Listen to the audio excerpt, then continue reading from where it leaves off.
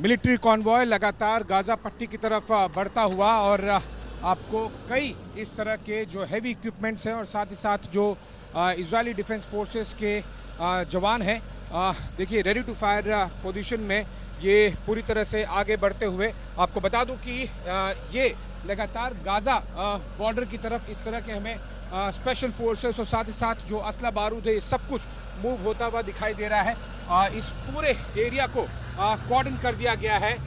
Gaza के पास के जितने भी बड़े शहर है, ओके, आई थिंक फायरिंग हुई है और आपको दिखाई देगा सब लोगों को यहाँ पर शेल्टर लेने के लिए कहा गया है। हमें भी चलेंगे, मान run run run run. Okay, firing हो रही है, ये देखिए रॉकेट्स। कैमरामैन मान आपको दिखाएंगे कि जल्दी कम रॉकेट्स फायर किए जा रहे हैं और हमें इजरायली फोर्सेस के साथ में यहाँ पर झुकने के लिए कह दिया गया है, क्योंकि नज़दीक में यहाँ पर कोई बंकर नहीं है। ठीक कैमरामैन मान के पीछे यहाँ पर आपको दिखाई दे रहा है कि रॉकेट्स दागे गए हैं। जैसा कि मैं आपको बता रहा था कि यहाँ पर लगातार फायरिंग की जा रही है और जैसे जैसे यहाँ पर नज़दीक आते जा रहे हैं हम गाज़ा बॉर्डर के, फायरिंग बहुत ज़्यादा। देखिए मेरे कैमरामैन मान आपको पैन करके दिखाएंगे। इजरायली डिफेंस फोर्सेस के जवान भी तुरंत हमारे साथ में कवर ले चुके हैं और मतलब साफ है कि कुछ सेकंड्स तक हमें ऐसे ही बैठे रहना है। ओके, सो ऑल क्लियर बोल दिया गया है। इस तरह की यहाँ पर टेंस सिचुएशन चलती है। कुछ सेकंड्स आपको मिलते हैं यहाँ पर अपने आप को बचाने के लिए और जैसे ही हम वॉक थ्रू कर रहे थे, हमें रिपोर्ट फाइल कर रहे थे, हमें रॉकेट्स की आवाज़ सुनाई दी और हमें भी तुरंत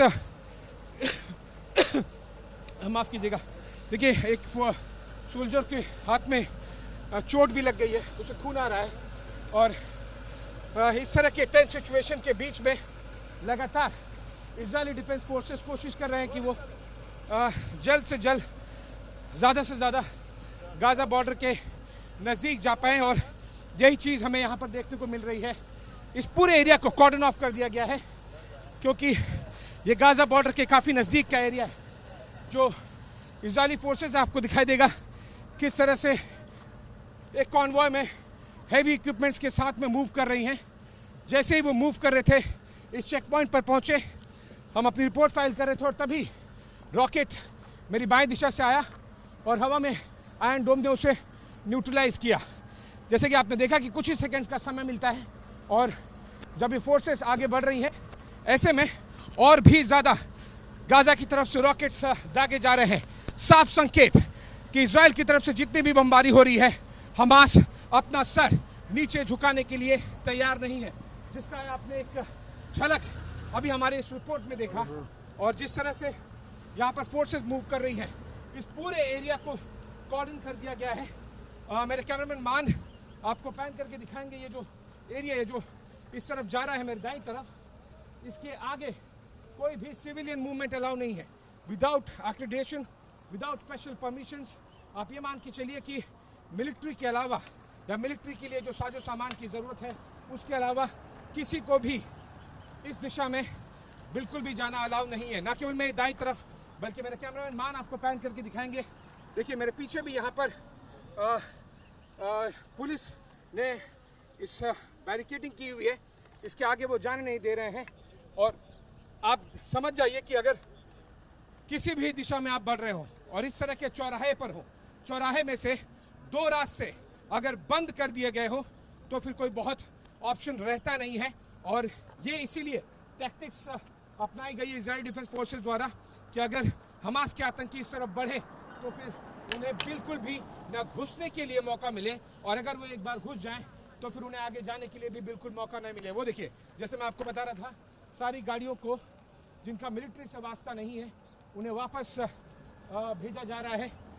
केवल और केवल इजरायली डिफेंस फोर्सेस ही इन दो इलाकों में जाने के लिए अलाउड है।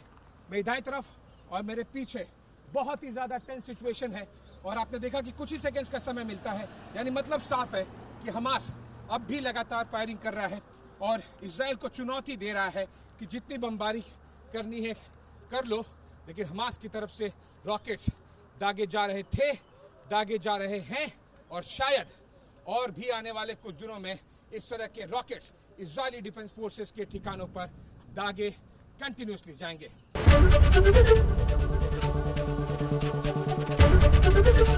एबीपी गंगा, खबर आपकी, जुबान आपकी।